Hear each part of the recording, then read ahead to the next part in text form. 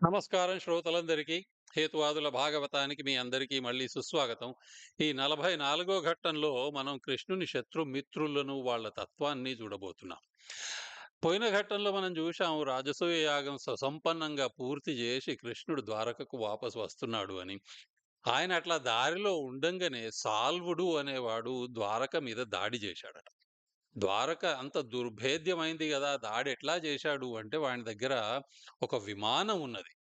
శివునికి తపస్సు చేసి సౌభకం అనే ఒక విమానాన్ని వాడు సంపాదించాడు. ఆ విమానంతో వచ్చి ద్వారక మీద ఆకాశం మీద వచ్చి ద్వారక మీద దాడి చేస్తున్నాడు వాడు.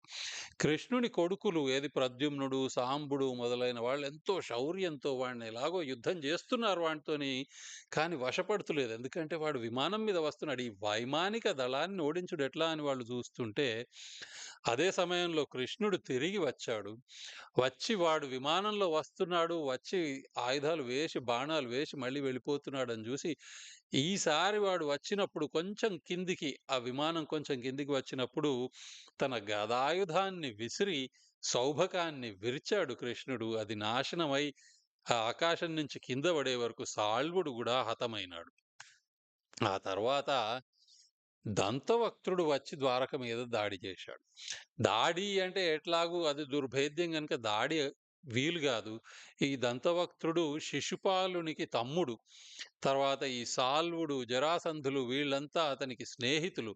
ఇంతమందిని చంపిన కృష్ణుడి మీద ప్రతీకారం తీసుకునేందుకని వాడు ద్వారకకు వచ్చి, "కృష్ణ బయటికి రా! గదాయుద్ధం చెయ్యి నాతోని. ఎందుకు పిరికివానిలాగా లోపల ఉన్నావు" అని చెప్పి సవాల్ చేస్తే, కృష్ణుడు బయటికి వచ్చి వానితో గదాయుద్ధం చేసి వాడిని ఛాతీ మీద గదతో కొట్టి చంపాడట. ఆ తర్వాత గూడా శిశుపాలుని లాగానే దంతవక్త్రుని నుంచి గూడా ఒక కాంతి వెలువడి కృష్ణునిలో ప్రవేశించిందట. ఇదంతా ఏందయ్యా? ఎందుకు జరుగుతున్నది అంటే, మనం కౌమారావతారాన్ని గుర్తు చేసుకోవాలి. బ్రహ్మ మానస పుత్రులైన నలుగురు ఋషులున్నారు గదా! సనక, సనందన, సనత్కుమార, సనత్సుజాతులు. వాళ్ళను కలిపి కౌమారావతారం అంటాం. వాళ్ళు ఒకసారి విష్ణు దర్శనానికి పోయినప్పుడు జయ విజయులు వాళ్ళను అడ్డుకుంటే, ఈ కౌమారులు జయ విజయులకు శాపం ఇచ్చారు. భూమి మీద 3 జన్మలెత్తండి అని మీకు గుర్తుండే ఉంటది. ఆ 3 జన్మలు మనం ఇప్పటిదాకా చూశాము. హిరణ్యాక్ష, హిరణ్యకశిపులు అని మొదటి జన్మ. దాన్ని వరాహ, నరసింహావతారాలు సంహరించాయి. తర్వాత ఆ దానవుల ఆధిపత్యాన్ని తక్కువ చేసేందుకని కూర్మ, మోహిని, వామనావతారాలు గూడా అవసరమైనయి. ఇక రెండో జన్మలో వాళ్ళు రావణ, కుంభకర్ణులుగా జన్మించారు. దాన్ని రామావతారంలో ఒక పెద్ద యుద్ధం లోపల రాముడు వాళ్ళిద్దరిని సంహరించాడు. ఇక మూడో జన్మలో శిశుపాల దంతవక్త్రులుగా వాళ్ళు పుట్టారు. కృష్ణావతారంలో ఈ చిన్న చిన్న తగాదాల లోపల వాళ్ళు చంపబడ్డారు. ఈ విధంగా ఆ 3 జన్మల శాపం ఇప్పుడు విమోచనం అయింది గనక, వాళ్ళు చనిపోయిన తర్వాత వాళ్ళ నుండి ఒక కాంతి వెలువడి కృష్ణునిలో పోయింది అంటే, వాళ్ళు మళ్ళీ వైకుంఠానికి పోయినారు, అక్కడ చేరారు అని అర్థం. సరే, మరి వీళ్ళు శత్రువులైనా వాళ్ళు భక్తి గలవాళ్ళే. 3 జన్మలుగా కృష్ణుని గురించి ఆలోచిస్తున్నారు గదా! అందుకోసం వాళ్లకు మోక్షం లభించింది అని జెప్పాం గదా ఇంతకుముందు. మరి శత్రుత్వం ద్వారా భక్తి ఎట్లా సాధ్యమైతది అంటే, మనం ఒక్కటున్నది ఆలోచించాల్సింది. చాలామంది భక్తులు గూడా ఆ శత్రువులన్న మాటలే అంటారు. అంటే మీరు చూడండి, దీన్నే నిందాస్తుతి అంటాం. మనం వివిధ అవతారాల లోపల విష్ణుమూర్తి యొక్క నిజమైన శత్రువులు ఆయనను తిట్టడం చూస్తున్నాం. ఏది హిరణ్యాక్షుడే గానివ్వండి, రావణుడు, కంసుడు, చాణూరుడు, శిశుపాలుడు, హిరణ్యకశిపుడు, దంతభక్తుడు వీళ్ళందరూ గూడా విష్ణుమూర్తిని, కృష్ణుడిని, రాముడినే గాని, లేకుంటే వరాహావతారాన్ని దేన్నైనా గూడా తిట్టినప్పుడు విమర్శించారు. కానీ అటువంటి విమర్శలే చాలామంది భక్తులు గూడా జేశారు. మనం ఇప్పుడు జూశాం ఇంతవరకు ఉదాహరణలు. గోపికలు భ్రమర గీతికల లోపల కృష్ణుడిని విమర్శించడం, తర్వాత కృష్ణుడు వాళ్ళ బట్టలు దొంగిలించినప్పుడు చిరుకోపాలతో కృష్ణుడిని తిట్టడం, ఇట్లాంటివన్నీ భక్తులు కూడా జేసిన పనులే. అయితే ఈ శత్రువులు జేసిన నిందకు, భక్తులు జేసిన ఈ తిట్లకు ఏంటయ్యా వ్యత్యాసం అంటే ఏమీ లేదు. భగవంతుని గురించి ఆలోచించుకోవడమే ముఖ్యం అని జెప్పంటారు. అందుకోసమే మన కవుల్లో ఎందరో గూడా ఈ భక్తి కవిత్వం రాసినప్పుడు చాలా ప్రజాదరణ పొందిన శైలిగా ఈ నిందాస్తుతిని జెప్తూ ఉంటారు. మనం ఆ నిందాస్తుతిలో ఒక 3 ఉదాహరణలు చూద్దాం ఇక్కడ. మొదటిది భక్త తుకారాం పంధరపురంలో ఉన్న పాండురంగ విఠలుని భక్తుడు. ఆయన ఆ పాండురంగ విఠలుని గురించి మరాఠీలో అభంగ్ శైలిలో ఈ పాట రాశాడు.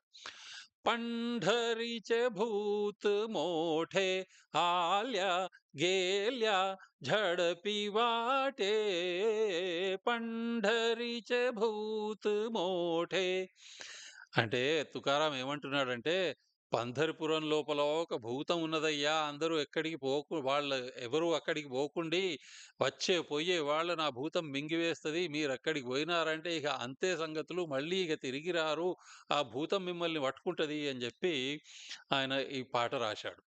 కానీ చివరగా కవి చాతుర్యం చూపుకుంటే ఏం చెప్పాడంటే, అక్కడికి పోతే మోక్షం లభిస్తది అని. నేను కూడా పంధరపురం పోయినాను, నాకు మోక్షం లభించింది, ఇక నాకు పునర్జన్మ అంటూ లేదు, నేను దేవుని దగ్గరికి వెళ్ళిపోతా, దేవునితో ఐక్యం అవుతాను అని చెప్పి తుకారాం చెప్పాడు. కానీ అదొక్క మాటే చెప్పలేదు. ముందు దేవుణ్ణి ఒక దయ్యం భూతంలాగా చిత్రీకరించుకుంటూ ఇట్లా ఉంటాడు దేవుడు అని చెప్పాడు, నిందాస్తుతి చేసుకుంటూ. అదేవిధంగా త్యాగరాజ స్వామి గూడా అడిగి సుఖములెవ్వరనుభవించిరిరా ఆదిమూల రామా నిన్ను అడిగి సుఖములెవ్వరనుభవించిరిరా అని పాడాడు. అంటే ఆయన అంటున్నదేందంటే, నిన్నాశ్రయించిన తర్వాత సుఖాలెవరు అనుభవించారయ్యా అని చెప్పి దేవుడిని నిలదీసి అడుగుతున్నాడు. అది దాని గురించి కొన్ని ఉదాహరణలు గూడా ఇస్తాడు 2, 3 చరణాల్లో త్యాగరాజ స్వామి. మొదటిది సీతను ఉదాహరణగా ఇచ్చి, నిన్ను నమ్మింది, నిన్నాశ్రయించిందయిన సీతమ్మ, ఆమెకు జీవితాంతం వనవాసమే అయింది ఆమె గతి. తర్వాత దేవకి గూడా నిన్ను నా కడుపున పుట్టవయ్యా అని చెప్పి కోరుకున్నది.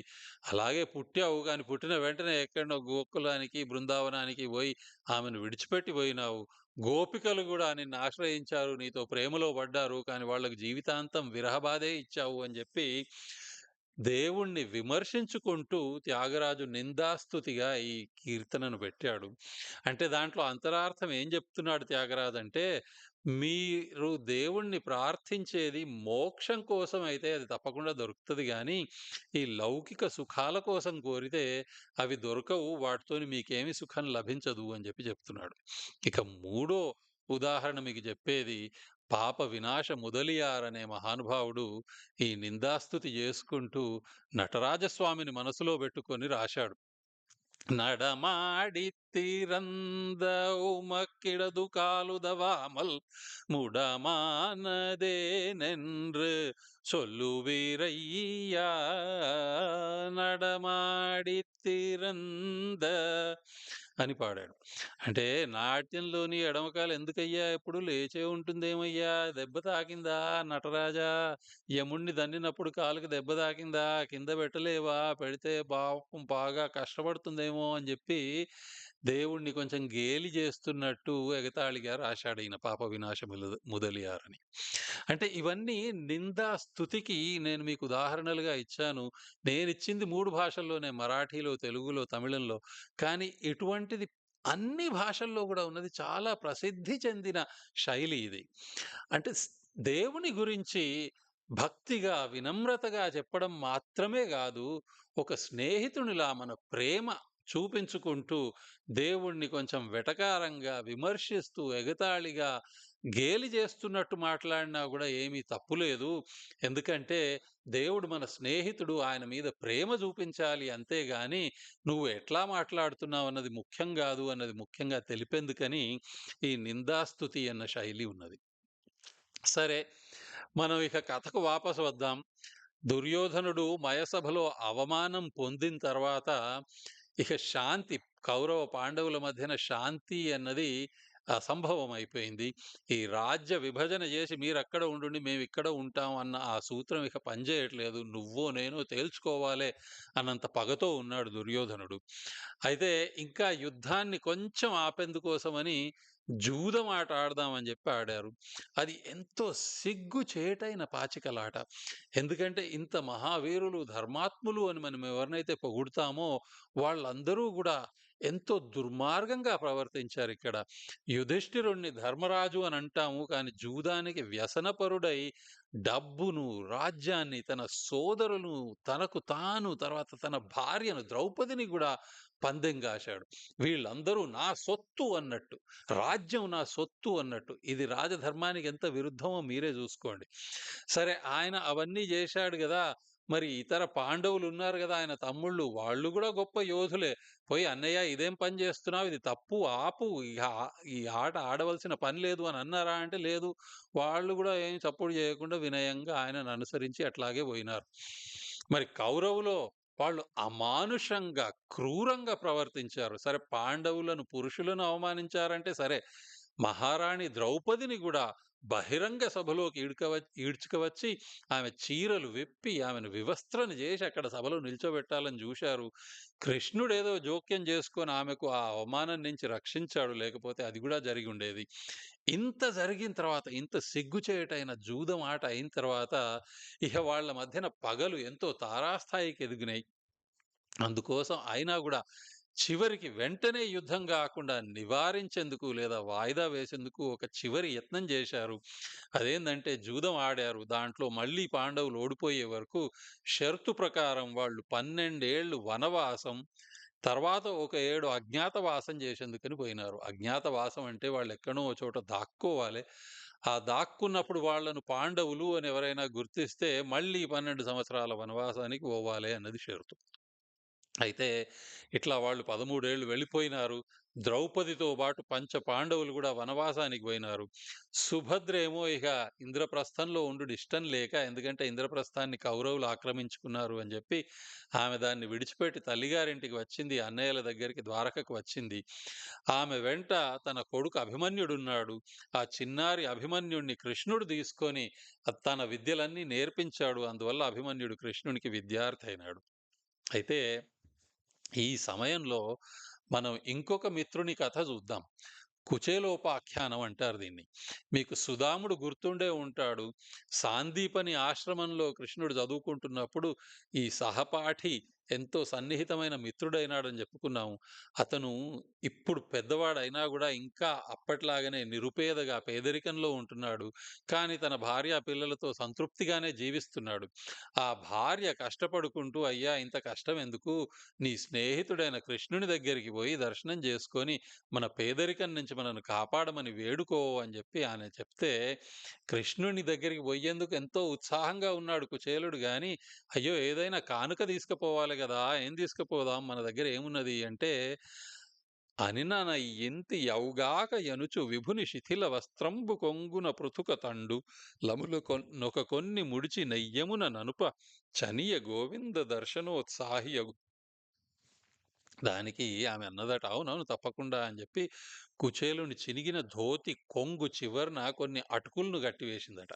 దాన్ని పట్టుకొని కృష్ణుడిని ఇక చూడబోతున్నా, ఎంతో కాలానికి నా స్నేహితుడిని చూడబోతున్నా అన్న ఉత్సాహం కొద్దీ కుచేలుడు, సుదాముడు అక్కడి నుంచి బయలుదేరి ద్వారకకు పోయినాడు.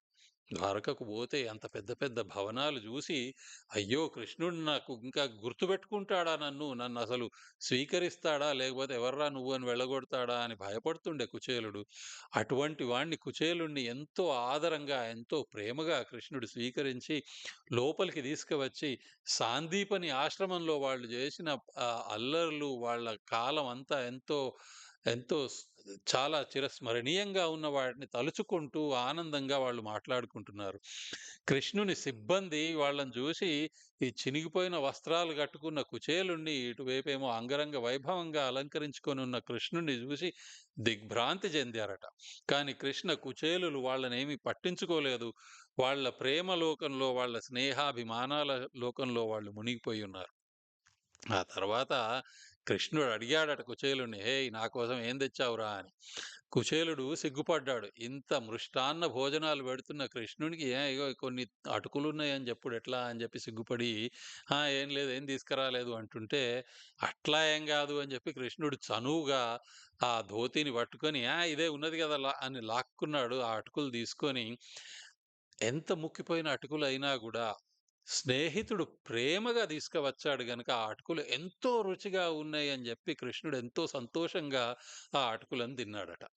అంటే ఇక్కడ చెప్పేదేందంటే, దైవ దర్శనానికి బోయినప్పుడు ఏదో ఒకటి ఎంత చిన్న వస్తువునైనా తీసుకుపోండి అని జెప్తారు. అంటే అందరికీ అక్కడికి పోయిన తర్వాత హుండీ లోపల ఆహ్, చాలా పైసలు వేయడం అంటే సాధ్యం గాకపోవచ్చు. కాకపోయినా గూడా ఏదో చిన్న కానుకను ఫలం, పుష్పం, పత్రం, తోయం అంటారు. అంటే ఒక పండునో, ఒక పువ్వునో, ఒక ఆకునైనా సరే, కొన్ని నీళ్ళైనా సరే, మీరు ప్రేమగా తీసుకుపోయి దేవునికి సమర్పిస్తే అంతే చాలు. ఏదో గొప్పది తీసుకుపోవాల్సిన పని లేదు అని ఇక్కడ చెప్తున్నారు. అయితే కుచేలుడు కొన్నాళ్ళక్కడ ఉన్న తర్వాత వాపసు పోతుంటే, కుచేలుడు అక్కడికి వచ్చిందెందుకు? భార్య కొంచెం సంపదనియ్యమని అడుగు అని జెప్పింది గదా! కానీ ఆ అడిగేందుకు కుచేలుడు బిడియపడ్డాడు. ఎందుకంటే మొదటిదేమో కృష్ణుడిని దర్శనం చేసుకునుడుతోనే ఎంతో సంతోషమైంది. ఇగ ఏమి అక్కర్లేదు అన్న భావన ఒకటి గలిగింది. తర్వాత రెండోదేందంటే అది గుర్తు వచ్చినప్పుడు అడగాలి అంటే గూడా అయ్యో! ఇటువంటి లౌకికమైన, భౌతికమైన కోరికలు గోరుకొని స్నేహాన్ని నేను మలినం చేయలేను అనుకున్నాడు. అట్లా అనుకోని కుచేలుడు వెళ్ళిపోయినా గూడా కృష్ణునికి తెలుసు. ఇది మనస్ఫూర్తిగా అటుకుల కానుక తీసుకువచ్చిన తన స్నేహితుని కష్టాలేంటివి అన్నది తెలుసు. తనకిష్టమైన అటుకులు తీసుకువచ్చాడు గదా! కనుక అతనికి ఏం గావాలనో కనుక్కొని కృష్ణుడు తనంతట తానే అతనికి అపారమైన సంపదను ప్రసాదించాడు అని జెప్తారు. అయితే మనం ఇక ఇంకొకటి వీళ్ళు పాండవులు వనవాసంలో ఉన్నప్పుడు కృష్ణుడు ఒకసారి బృందావనానికి పోయినాడట. గోపికలను, తల్లిదండ్రులను కలిశాడు. ఇదే ఆయన వాళ్ళను కలవడం చివరిసారి అయ్యింది. అటువంటి సమయం లోపల గోపికలతో మాట్లాడుకుంటూ కృష్ణుడు అన్నాడట. "వనజ దళాక్షులార బలవద్రిపు వర్గములం జయింపగాజని తడవయ్యె దీనికి భృశంబుగ మీ మది నల్గకుండుడి యనయము దైవమిట్లు సచరాచర జాలము నొక్కవేళ గూర్చును నొకవేళ బాపును మరుద్ధత తూల తృణంబులంబలెన్ అన్నాడు. సుందరాంగులారా, పనిలో ఒత్తిడిలో పడిపోయినా అందుకోసం వచ్చుడు ఆలస్యమైంది. మనస్సులో కష్టపడకుండి, బాధపడకుండి, అలగకుండి. ఇదంతా దేవుడు చేసే పనే. ఆయన ఆత్మలను ఒకసారి చేరుస్తాడు, మరోసారి వేరు చేస్తాడు అని చెప్పి ఎంతో చిరస్మరణీయంగా ఉండే మాట అన్నాడు. మరుద్ధత తూల తృణంబులంబలెన్ అని. అంటే గాలిలో తేలియాడే తృణాలు అంటే గడ్డి పరకలు ఎట్లా ఉంటాయో, ఒక గాడుపు దుమారం ఉన్నప్పుడు గడ్డి తేలుతూ ఉన్నది అంటే ఓసారి అవి 2 దగ్గరికి వస్తాయి. తర్వాత విడిపోతాయి. అదే విధంగా మన ఆత్మలు గూడా వీళ్ళు జీవితాంతం స్నేహితులే గోపిక, కృష్ణులు అంటే. అయినా గూడా వాళ్ళు ఏదో కొంతసేపు దగ్గరికి వచ్చి మళ్ళీ విడిపోతున్నారు. అదే కావలసింది. అదే దేవుడు జేసే పని అని జెప్పి కృష్ణుడు గోపికలతో జెప్పాడు. సరే. ఈ పాండవుల 13 ఏళ్ల వనవాసం, అజ్ఞాతవాసం పూర్తిగా వస్తున్నది. అయితే ఒక పెద్ద యుద్ధం జరగబోతున్నది అని అందరూ శంకిస్తున్నారు. ఎందుకంటే పాండవులు వాపసు వచ్చిన తర్వాత కౌరవులు ఏదో సరే మీ సగం రాజ్యం ఇస్తున్నాం పో అని ఇస్తారు అని ఎవ్వరూ అనుకోవట్లేదు. అయితే ఆ పెద్ద యుద్ధం వస్తున్నది గదా! దాని గురించి కృష్ణ బలరాములు ఏం జేస్తారు? ఏం జేయబోతున్నారు? దాన్ని ఎట్లా ఎదుర్కొంటున్నారు? అన్నది మనం ముందరి ఘట్టంలో జూద్దాం. తప్పకుండా వినండి. ఇంతవరకు విన్నందుకు ఎంతో ధన్యవాదాలు. నమస్కారం.